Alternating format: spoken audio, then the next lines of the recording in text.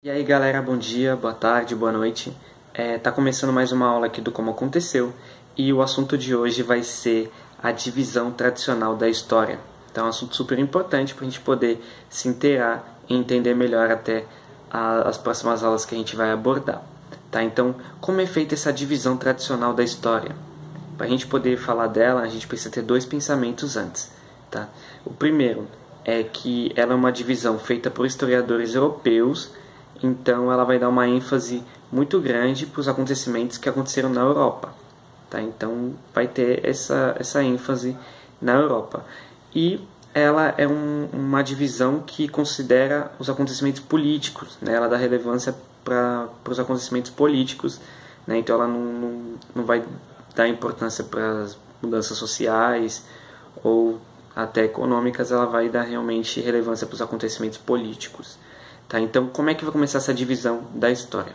Ela vai iniciar com o surgimento do homem, tá? Então, com o surgimento do gênero Homo, até esse homem conseguir escrever, desenvolver a escrita.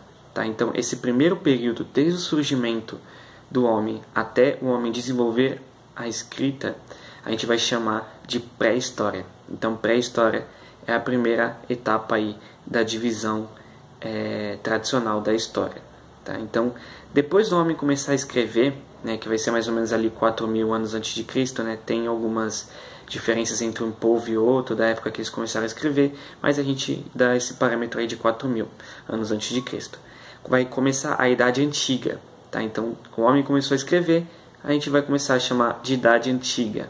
E essa Idade Antiga vai até o ano 476 depois de Cristo. Tá? Então, que vai ser o ano da queda do Império Romano do Ocidente. Tá? Então, desde o ano 4000 a.C. até 476 depois de Cristo, a gente vai chamar de Idade Antiga, tá? Que vai ser esse período aí, o segundo período da história tradicional. Tá? Depois da queda do Império Romano do Ocidente, em 476, vai começar a tão falada Idade Média. A Idade Média é fácil da gente entender ali quando ela começa e quando ela termina, porque a gente coloca um parâmetro ali de 1000 anos.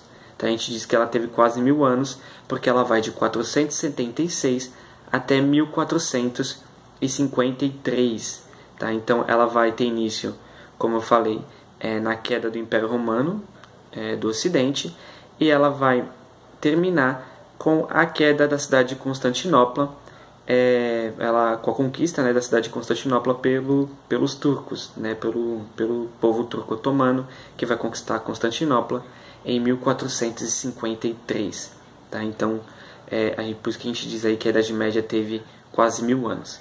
Tá? Então, em 1453 vai terminar a Idade Média e vai ter início a Idade Moderna. A Idade Moderna, né, que é a época das navegações, do descobrimento da América. A Idade Moderna ela vai ser bem curta, né? Ela vai de 1453 até o ano de 1789, que vai ser o ano da Revolução Francesa, mais especificamente, né, da queda da Bastilha, que foi escolhido ali o acontecimento dentro do processo da Revolução Francesa para ter essa relevância. Então, em 1789, que é o ano da queda da Bastilha, vai ter início aí o período que a gente está vivendo, que é o que a divisão da história chama de Idade Contemporânea. Tá? Então, pré-história, né, desde o surgimento do homem até o desenvolvimento da escrita. Depois a Idade Antiga, que vai do homem começar a escrever até a queda do Império Romano do Ocidente. Depois da queda do Império Romano do Ocidente vai iniciar a Idade Média, que vai ter quase 1000 anos, e vai até 1453, que vai ser o ano justamente quando o Império Turco Otomano vai conquistar Constantinopla. Tá? Vai ser esse o acontecimento. Vai iniciar a Idade Moderna, que vai durar até a Revolução Francesa, que vai ser em 1789, que vai iniciar a Idade Contemporânea, que é o período que a gente está vivendo agora.